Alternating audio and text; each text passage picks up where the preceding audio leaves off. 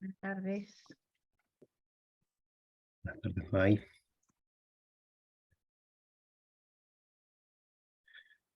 Bueno, en función del tiempo Okay, y in order to respect time para los que se han conectado a la hora, vamos a comenzar and con la to sesión respect de hoy those who have con connected información themselves promptly. promptly, Repito well, que we're la going to versión start en today. versión Some simultánea disponible housekeeping simultaneous comments. interpretation We do have interpretation sesión. into English if that's required. Esta sesión va a quedar grabada en ambos This session will be idiomas. recorded Ahora both in estamos English and esperando Spanish, and habilitado precisely esto we were técnicamente enabling para all of poder this seguir la sesión technically compartiendo speaking, so you can información en revisit caso de the ser session necesario. later on if that's necessary. Para comenzar el día de hoy les So voy a dar una in breve order for us to introducción. Yo begin soy today, Carlos I'm Núñez going to give you a brief introduction. My name is Carlos Núñez, and I'm the Sense Technology Director and also the Regional Coordinator for the Public Good, LACPAS, which is a project that is in close contact with the DDCC project, which is precisely the topic that brings us together today. This training session or workshop today on November the 11th. I'm going to very briefly cover my slides and then hand it over to our presenter. We have more people joining us, but I shall begin. So let us all remember that we are here today due to the convergence of three initiatives that are interconnected in trying to operate in different trust frameworks associated to the COVID certificate or immunization certificates as we expect in the future. Currently, we're only using COVID. So the current situation is that there are many standards, many trust frameworks, in particular in this region, in Latin America and the Caribbean. And we have some countries joining us in this last year. We've been in certification with the European certificate, but the objective of the current project is precisely DDCC, that is to say, updating everything that was worked out during the rest of the year and including some more countries that did not participate in the previous experience. This is the global context, and this is what we're looking for in this whole set of initiatives. That is to say, we want to evolve regarding the certificate towards a standard that will allow us to communicate with the other trust frameworks around the world. These are the three initiatives. LACPAS, which was the first one, the regional public good for digital transformation in health in order to mitigate the effects of COVID-19 in Latin America and the Caribbean. We worked during the first year on the COVID certificate, and now we are working on the IPS, International Patient Summary, and also in trying to, aside from interoperating basic patient information cross borders in the evolution of these COVID certificates, which goes hand in hand with the initiative number 3, which is precisely the PAHO DDCC standard, which the WHO is the promotes for the COVID certificates. The other initiative that we're working on, it's a more technical one, which is the Connectathon from the G20 and WHO. It wants to precisely test, technically speaking, all of these standards at DDCC, among them to see how under a controlled environment, we can get the different trust frameworks to interoperate.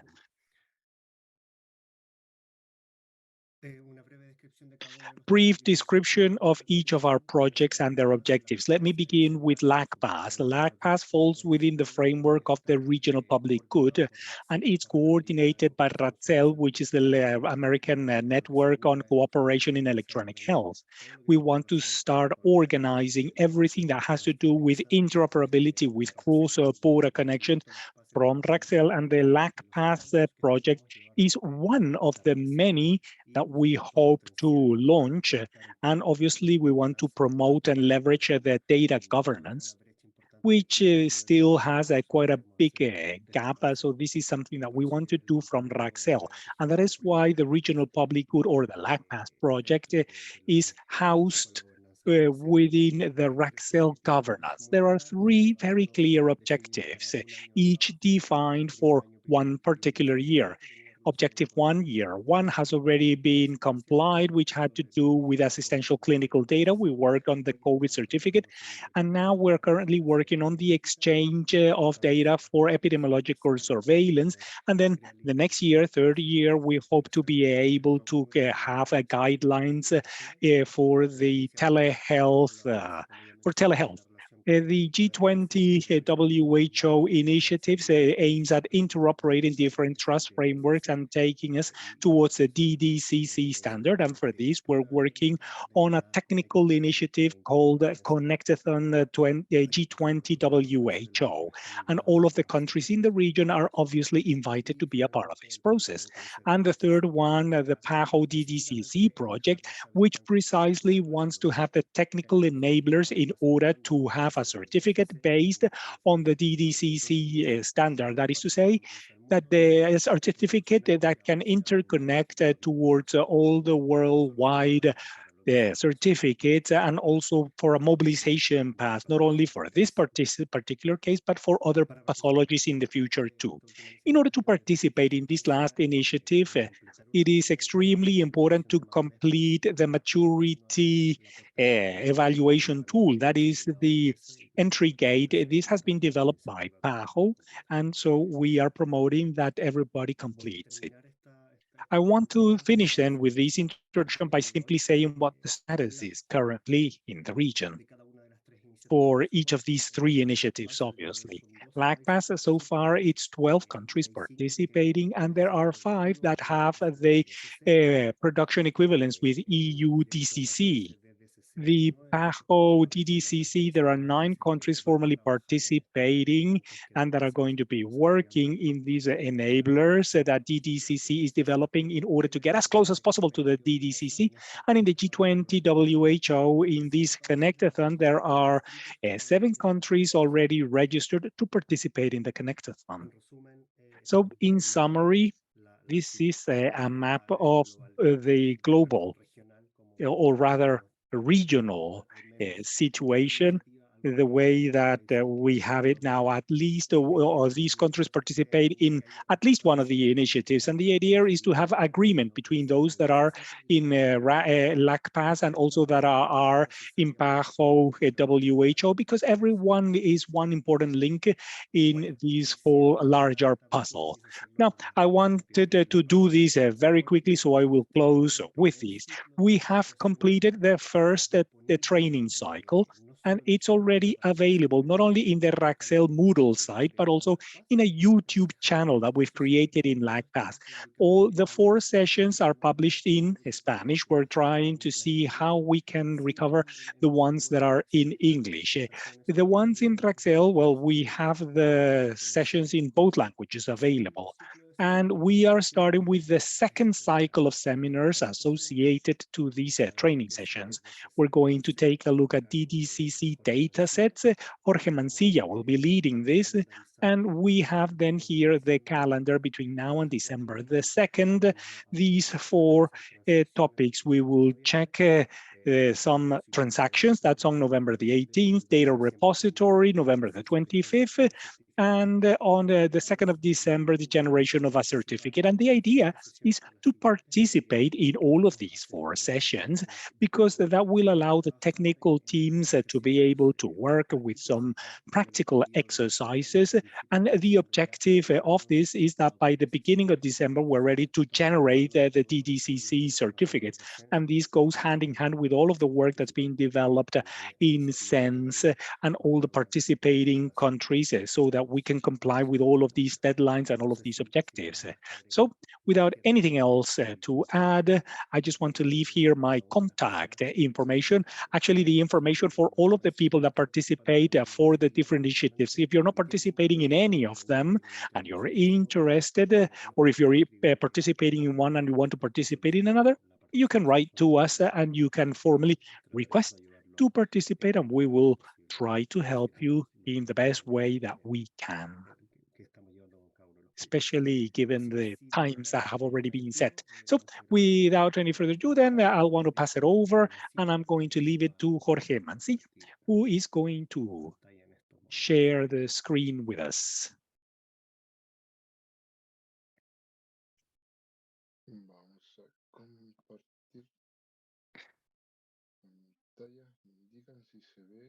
Okay, let me share my screen. Please let me know if you can see this. Se ve, Jorge. Yes, we can see it.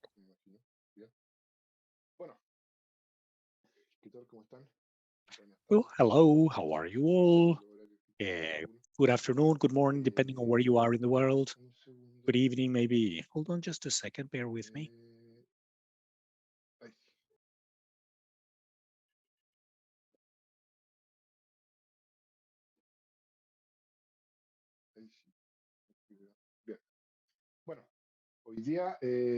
So today, I'm going to lead this workshop, this seminar, which is called the DDCC Dataset. It's the whole data set from the data set to the generation of an HL7 file document.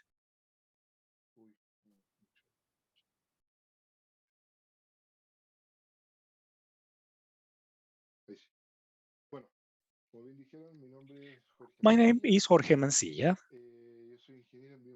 and I'm bioinformatic engineer and have a master's in medical informatics or IT, and I work as an engineer at Sense. I've been working here for 5, maybe 6 years since the beginning of Sense, and I'm an active member of HL7 Chile. We are working in several projects together, but I'm also an international consultant for PAHO, so I'm aware of some of the projects that they are developing. The objective then of this presentation is basically for you, the participants, to learn and to describe the whole data sets that is proposed by WHO through the digital documentation for the COVID-19 certificates. And the acronym is DDCCVS, that is to say, Digital Documentation of COVID Certificate, and its vaccination status. That's what VS stands for. And we're going to be talking about DDCC and VS throughout the presentation. So the idea is that you have a clear idea what that means. And also regarding the status of the vaccination, the meaning of each of the elements, and also the relationship that each of these elements have with the HL7 fire standard. And currently, what we're going to be seeing is, well, a brief introduction. Then we're going to check the DDCC questionnaire, which is proposed by the WHO, the element of this questionnaire, the meaning of each of these questionnaires, which piece of data they should have in each of these elements. Then we're going to take a look at the VS document, then what the description and the structures are. And then lastly, we will see how to carry out the mapping of the data from the questionnaire to the VS document, the whole process and the way that it should flow, generally speaking. Very well then. So as an introduction, the principles, let's see how this minimum set was put together, the data that needs to be put into the questionnaire. Well, this was based on documents, on international health regulation and documents, like, for example, the International Health Regulation, which wants to avoid the dissemination of diseases worldwide. We also have the Household Vaccination Registry, and it also gives guidelines as to how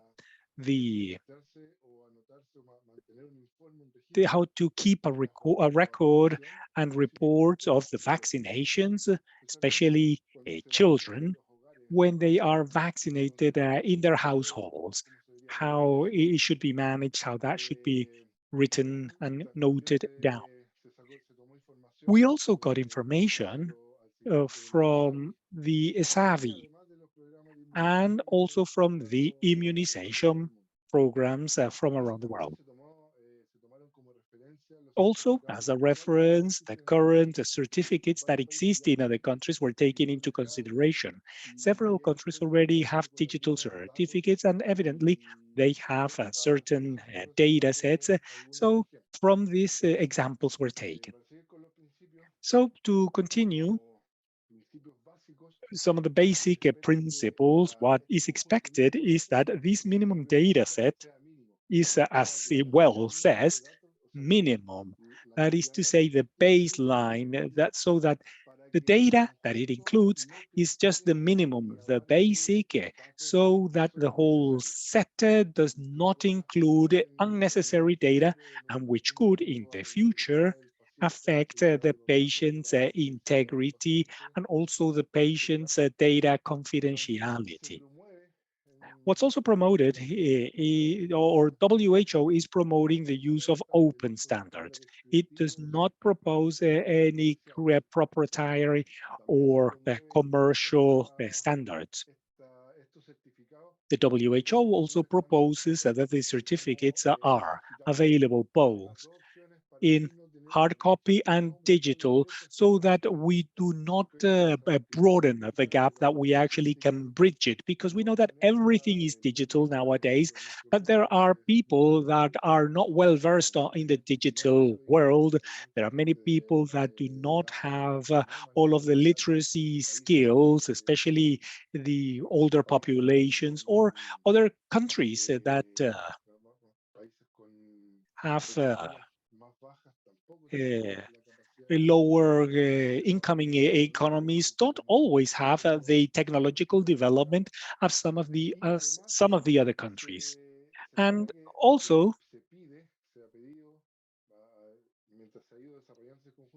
as this minimum data set has been developed, it has been requested not to overload the certificate with data, because then that would make it extremely specific for one particular disease, for one particular follow-up, as for example is the case of COVID. And what we expect to have is to have certificates that can also be used for other purposes, like for the immunization registry or ESAVI. So minimum data set so that it can be expanded and used in other projects also. So for this, for the development of these guidelines and for the development of these standards in this project, in order to make, to facilitate the implementation of all of this, the data model used has been implemented as a data model, which is HL7 Fire. And this means that we must always keep in mind what we want, that what we want is to take the data and to put it into the Fire model. And it follows then these guidelines, it follows the same structure of the Fire standard. So it's easy then to see the guidelines, to take the resources, to understand the structure, and to understand all of the characteristics for each one of the elements that make up either the whole guideline or each of the resources. So for example, here, we can see the homepage of the project or the guideline for this specification. Here we can see the different resources and profiles that these specification proposes. Also within the same guideline, we can see a lot of information.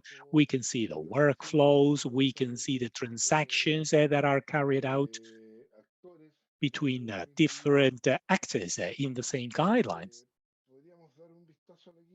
We can maybe just take a quick look at the guideline.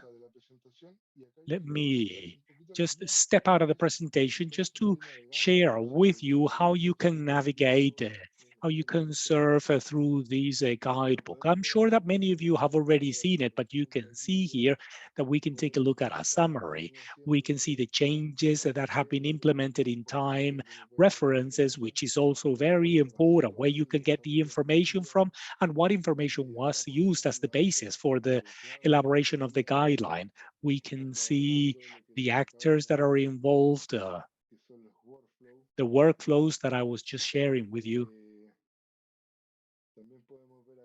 We can also see here, for example, the artifacts of all of the resources and profiles. This is one of the things that's most important for us today. All of the resources that we're going to be working with, logical models. We can also take a look at the resource of profiles. So these we're going to be using quite a lot. This is where all of the data is stored, all of the data that is obtained from the questionnaire. If we open up one of these resources, for example, a resource profile, we can see that it has a structure which is very similar to the structure that the fire standard has. So if you've read the fire standard when coming to this guide, you will feel quite comfortable with this. You will be able to see the different elements in the profile. And this is something that we've seen in some of the previous presentations. So I just wanted to share with you why then the guideline was developed in this format, because it's very easy to work with it. It's easy to understand it also.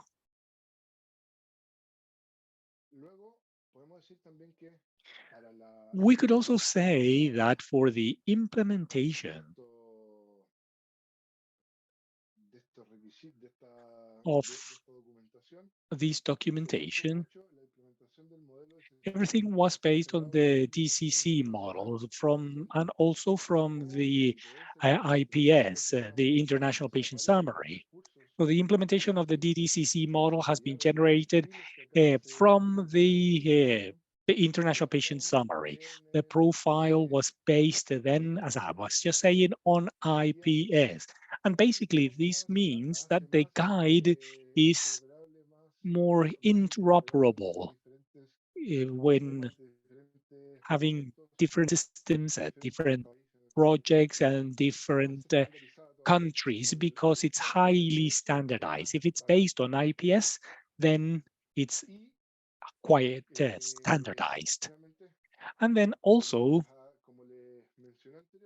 as was mentioned before, the WHO is promoting the use of non-commercial private standards. So this technical specification uses the the classification international of diseases, CIE 11, for the registry of diseases and also for all of the data and information that has to be stored in the questionnaire. If anybody has any questions, please feel free to interrupt. I would rather that you interrupt and we can clarify the doubts as we're moving ahead, as we're moving on. I would rather do it that way. And if not, well, we can move on. Oh, bear with me just a second.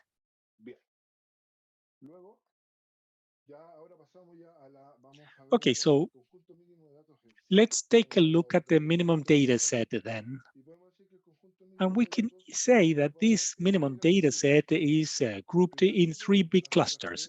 The first one makes a reference to the patient information.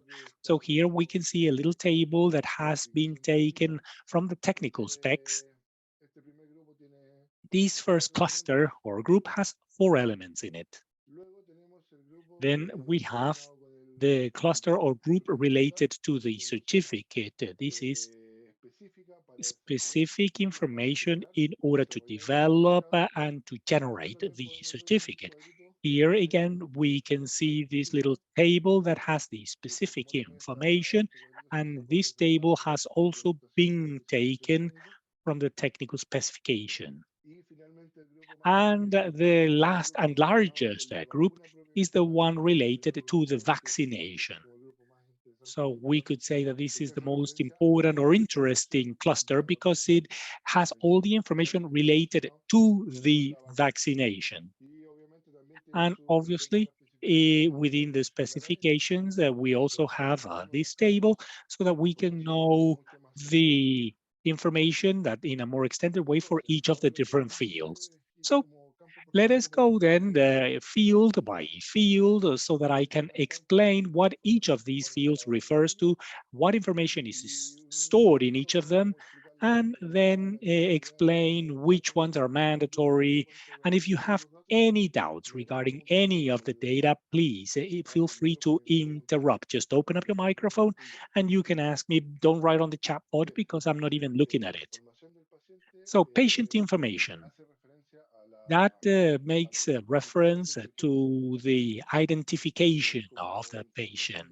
So it's a demographic information, but it's a very limited 4 or 5 pieces of information only in order to safeguard the confidentiality and integrity of the patient's information.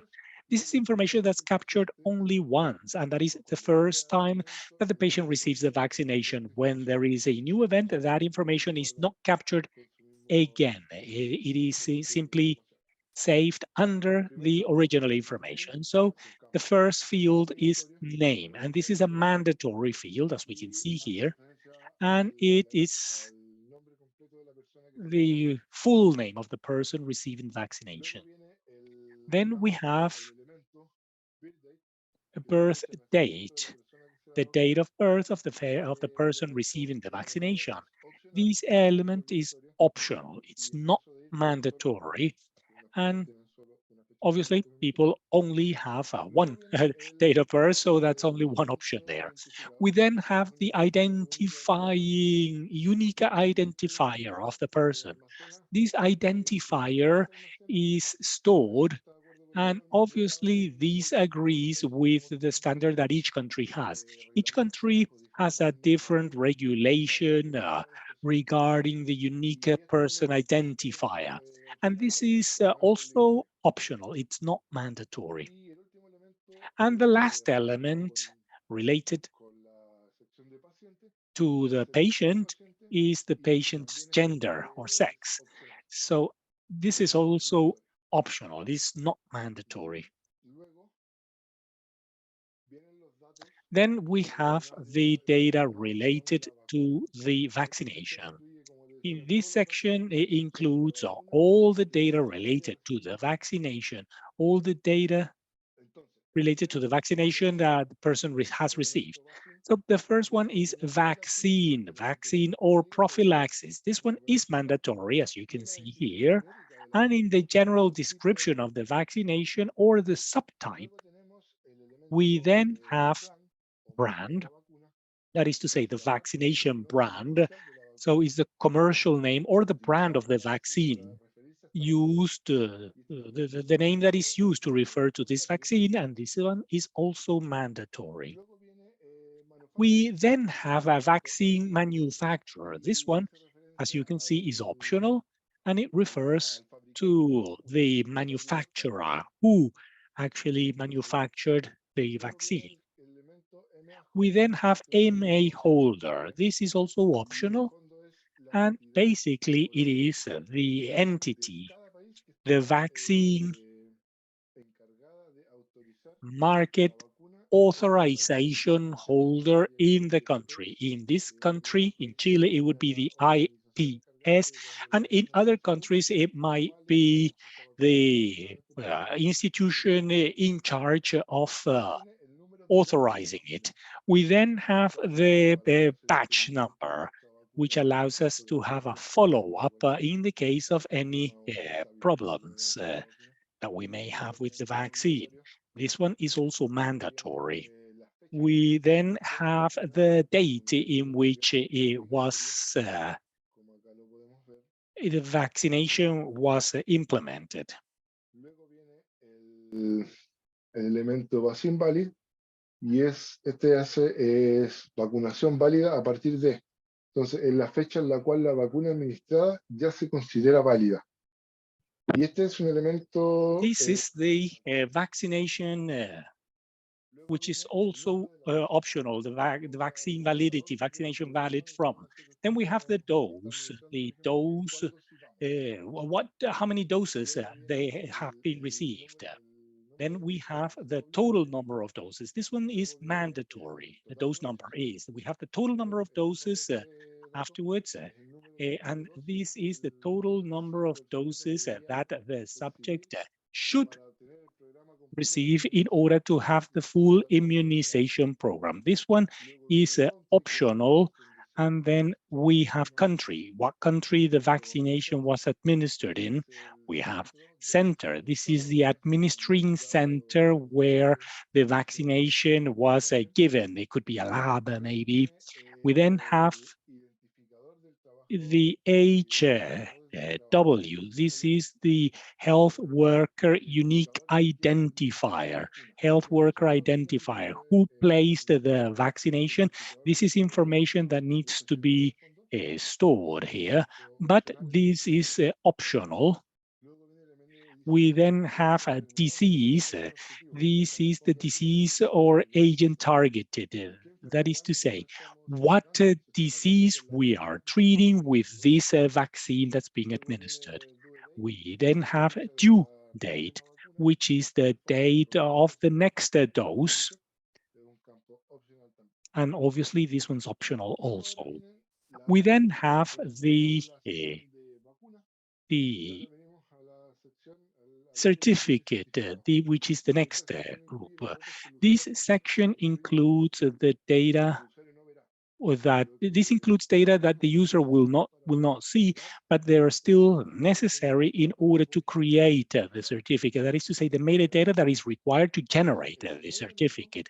So the first element, which is mandatory, it's PHA, which is the certificate issuer, the authority or the organization that issued the vaccination certificate. We then have HCID. This is also mandatory, and this is the health certificate identifier. And it is the unique identifier used in order to see the vaccination card. That is to say, is a unique identifier that is stored, and it stores the status of the different vaccination states. And then we have the element called valid from, which is the date from which the certificate was administered, since when it is valid. This is optional, and this field is not used with any clinical purposes, as well as valid until. It's the last day of the validity of this certificate, but it's also optional. Does anybody have any questions so far? Con la siguiente. Buenas tardes, Jorge.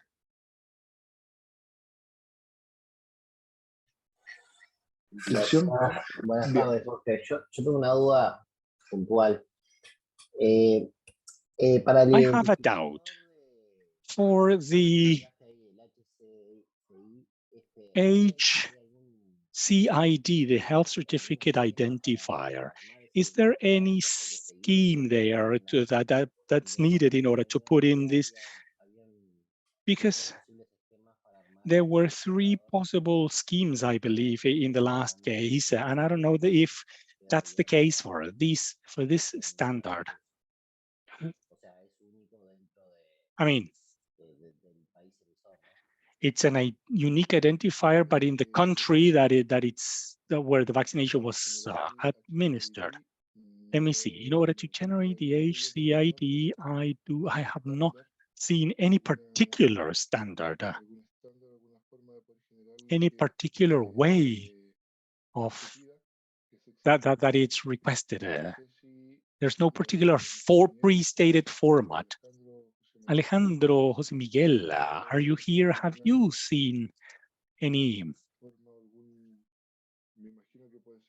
particular way of that is required? No, exactly, Jorge.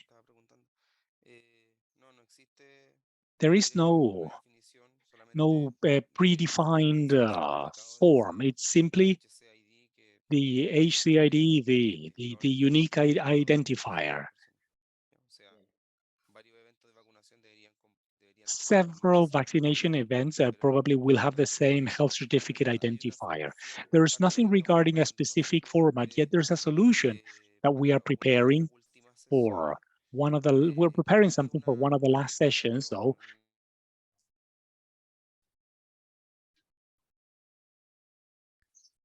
se cayó el cambio, pero Sí, es sí, una, entendido. pero me imagino que iba a decir que era lo que se estaba preparando, que era una idea, una propuesta. Okay, so that's an idea, that's a proposal, but as we were saying, there's no form, there's no format that is predefined or that is required. We're simply putting together a proposal in order to develop an example and in order to manage this in a little bit of a more practical way. So, no, there's nothing in particular that's demanded. I have a question.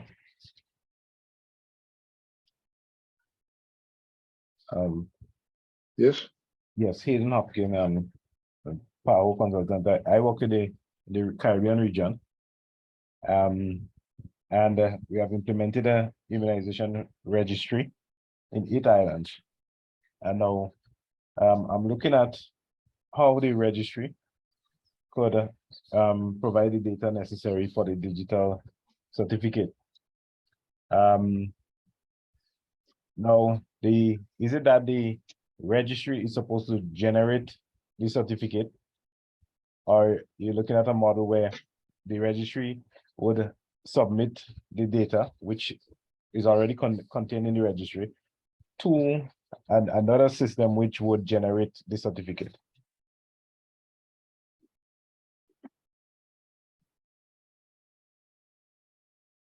That's a question.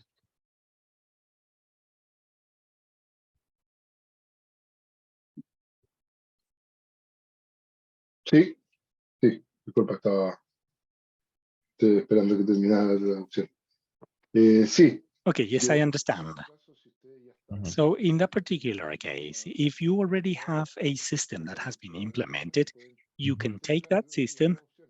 You can actually have the two options. You can have the system itself creating the certificate, or you can send the data with an API to another system, and that system can create the certificate, and it can send the full document back to you with all of the information and all of the data included.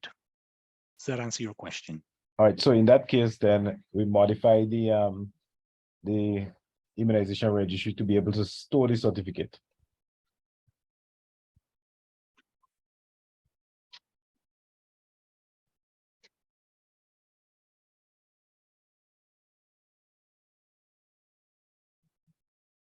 Sí. That is correct. Okay.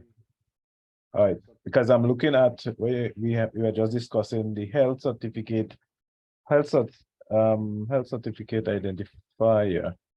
No, it's actually the health facility identifier, right? In the case of the 8 countries that use the system, now the health facility identifiers per country is not, I don't think it will be unique in that, okay, I may have a facility with a number in one country, right? In another country, they might have that same number. You know, they might happen to have the same number because it's not really unique across all the countries. How do you treat that?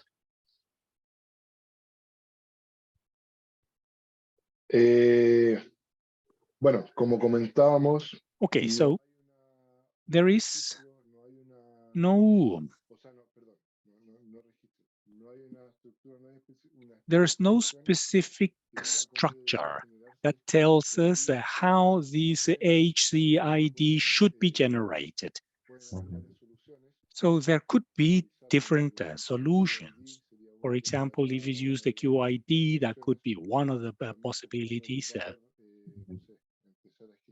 We could also start creating a terminology with the table of countries and different codes for each of them. Okay. We can also have like the old OIDs, but as we were saying, there is no technical specification that tells us the way it should be done. So in a sense, it's something that needs to be defined. It's Okay. not been defined yet. And what you have said is absolutely valid. It's absolutely logic. We could have, yes, by all means, different organizations with the same number. Yeah. But there are many ways also of creating unique identifiers between countries. I mean, we can start by putting the country number with the ISO, or you could put, you know, CL Chile, or then we could add a certain set of numbers. So there are several ways of addressing these.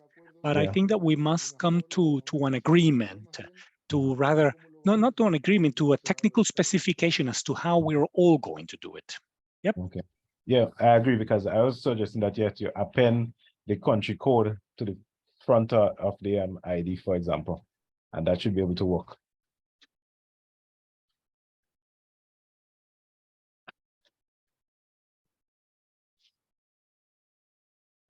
Correct. That's right. Okay. Thank you very much. Welcome.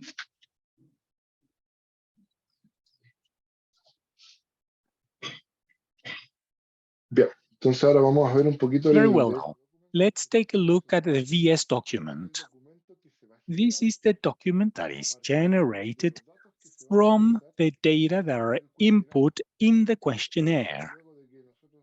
After we fill out the questionnaire with the minimum data that we have just seen, then that data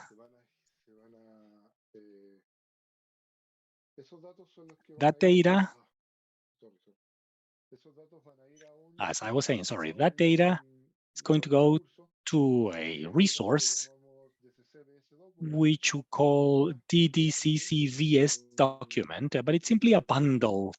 It's a resource, it's a file resource, it's the bundle type, which is going to store all of the information that the questionnaire has. And this VS document is a profile that was specifically developed for this project, and it was developed from the bundle standard, the bundle resource, and then we added some changes, some modifications, and then the DCC document was created. That's one profile, and then from that one, another profile was created as the child of this previous one, which is the DDCC VS document. And that DDCC VS document, it's a bundle resource. And then within the entries that this bundle has, it has a whole set of resources in it, and these are also profiles developed for this specification, for this work that we're doing here. Within the profiles that we can find here, we have a composition, patient, organization, document reference, immunization, and immunization recommendation.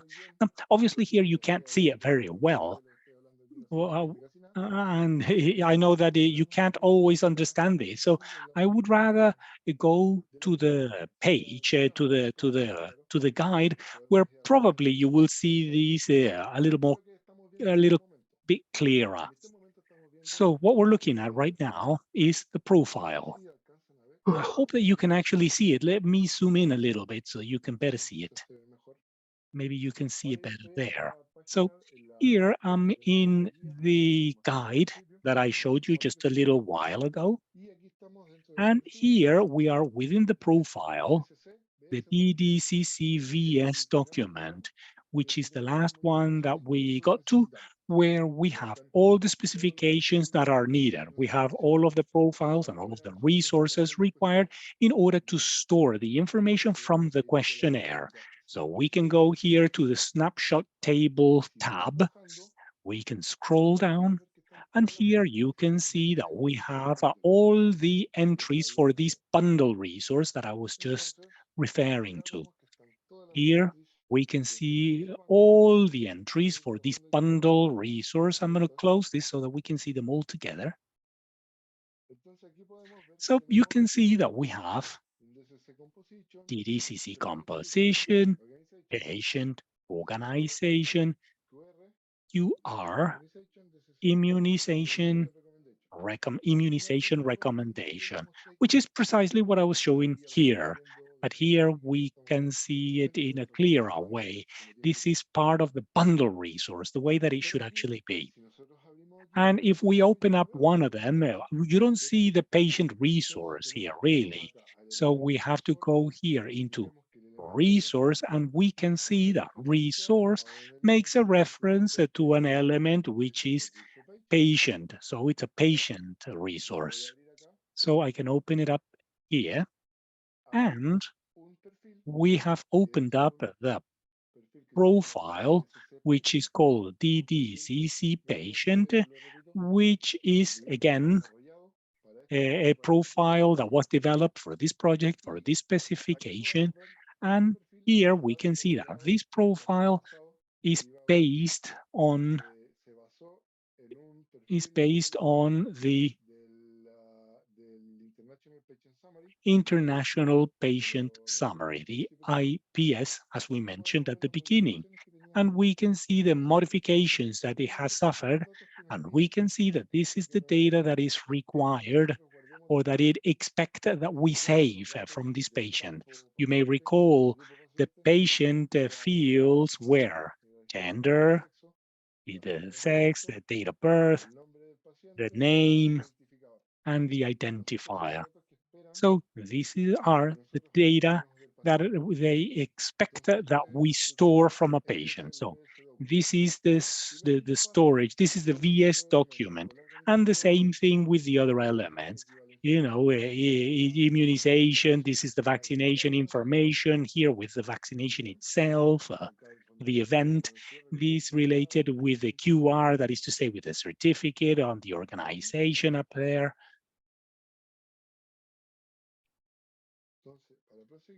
So if we can move on, once we better understand the VS document and where the data is going to go to, we know that they come from the questionnaire, they go to the VS document, and now let me share with you how it is put together. In order to be able to send the data from the questionnaire to the VS document, a mapping has been carried out. This is what was done. We can see here we have the questionnaire. This is the questionnaire. This is one of the examples that I have here. Here we have the name of the patient, the date of birth, identifier, and all of that. And what we do, what's done with all of this data is that in the middle we have a black box, which takes all of this data here, takes them, analyzes it, pre-processes them, then processes them, and each of these data, after carrying out all of these analyses, it knows, and it says, name has got to go to such element. This other piece of data has got to go to this other element in this resource. So this black box, we're not going to explain that now because it's going to be part of the seminars that are coming. I've just said that it's a black box, and we're going to leave it like that just now, but it will be explained later on. If I'm not mistaken, it'll be done in the next seminar. So in the meantime, let's just bear with this, and let's say that this is a black box that processes the information and then distributes that to the VS document. And for us to be able to do what we have in this black box, we can take a little bit of a broader view just to have a general idea, at least. We create a document which is basically like an Excel spreadsheet where we have all the data that's in the questionnaire, and we map them towards the file resources. So I also want to share this with you for us to better understand what it is exactly that we're talking about.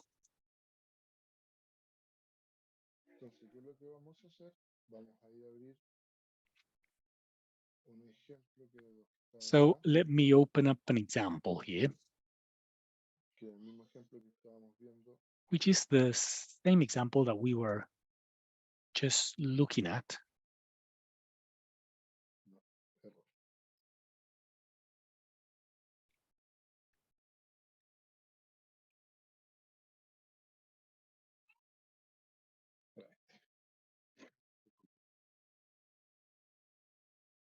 Entonces, este es nuestro ayuda a memoria. So this is the help list. I'm going to show just a couple of examples, 2, maybe 3, just for you to get an idea how this mapping is actually done. So in this column, what we see is all the elements that are part of the questionnaire, the name, and then all of these elements. Remember that I explained them during the first part of the presentation. So, for example, if I want to know where the date of birth, the patient's date of birth is stored. So, in order to see that, I click here, and it takes me to this line. So basically, it tells me the following. Can you see this? Let me try and make it a little bit larger. I hope that you can see it better there. So it tells us the birth date. Let me highlight it with a different color so that we can clearly see it. So here, the birth date is stored in the bundle entry, which is called DDCC patient, which is precisely what we're looking at. We go DDCC patient. Then it says that it's in the resource DDCC patient.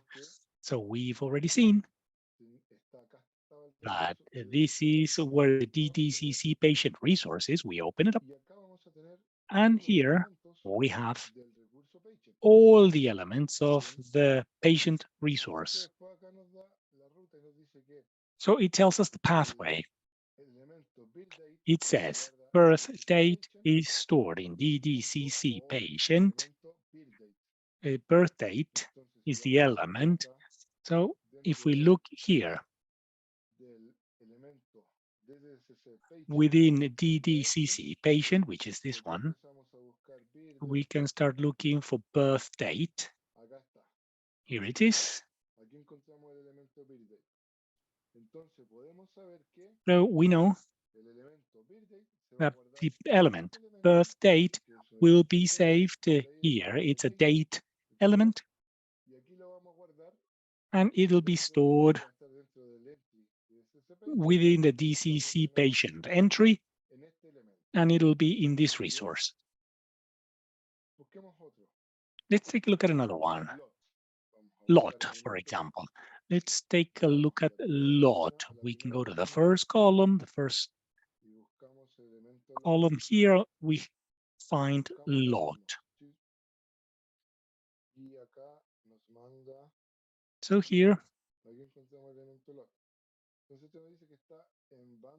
it says that it's in bundle entry, DDCC immunization.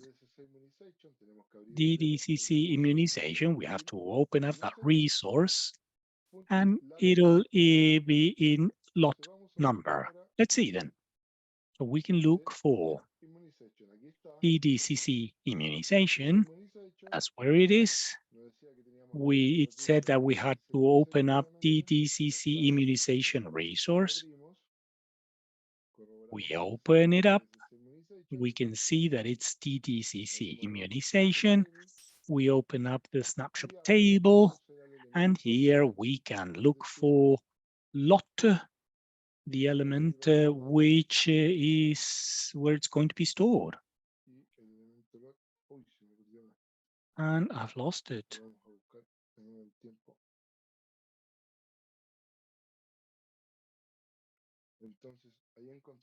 So there it is, lot number. So we know then that the element that we have seen here, lot, which is the vaccination batch number, is stored under lot number in the DDCC immunization profile, which is part of the entry DDCC immunization under resource DDCC immunization again. And that's how we can search any of these elements. Let's do one very last one.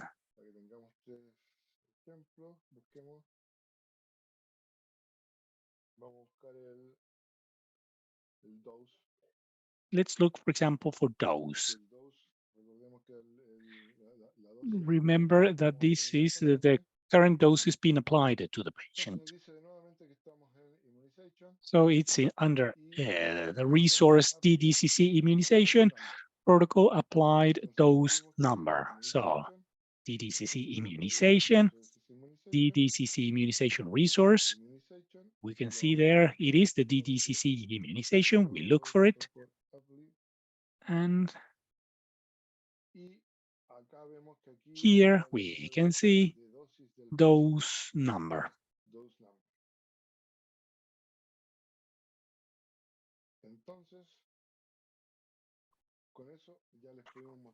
So with that, I've shared with you, generally speaking, the mapping of the data. You've also seen how we got the minimum data set, some of the restrictions in order to get the minimum data set, the requirements and the principles in order to obtain the minimum data set. We have checked the minimum data set. We looked at all of the elements that it contains, the questionnaire. We've seen where they are, and we've seen the mapping of the questionnaire to from the elements to the VS document. So with that, we should have a better idea on how the data go from the questionnaire to the FHIR resource, which is the one that's going to be stored in the data repository. Do you have any doubts, any questions, any comments? If you want to discuss anything in particular, or if it's all very clear.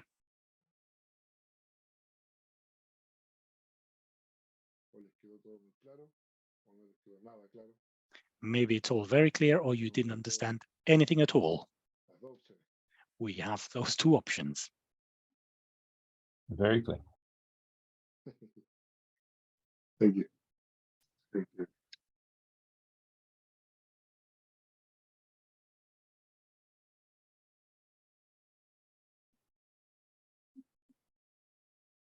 Bueno, si no tenemos Okay, ninguna so if we have no comments, I just want to remind you that the sessions will be available in the Raxel website, Moodle, raxel.org, and also in the LACPAS YouTube in both languages as of next week, though.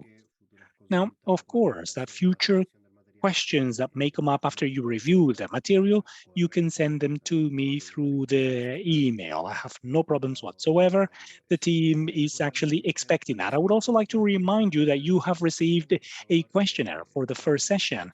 Please try and answer that because it's part of the feedback that we need in order to make sure that these sessions improve in time.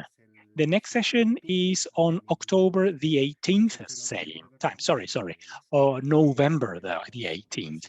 We will take a look at DDCC VS transactions, and we'll make sure that you get the corresponding invitation. Thank you very much on behalf of SENS, on behalf of PAHO. We want to thank you, and do not forget that this second cycle of seminars is part or has the objective of being able to generate certificates, and as we would like to promote that you actually add the rest of the technical teams. So if there's nothing else, thank you so much, Jorge, and I would like to thank all of the attendees. Have a good day. Have a good weekend.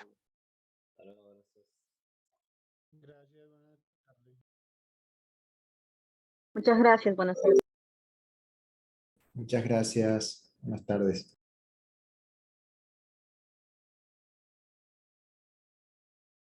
Buenas tardes.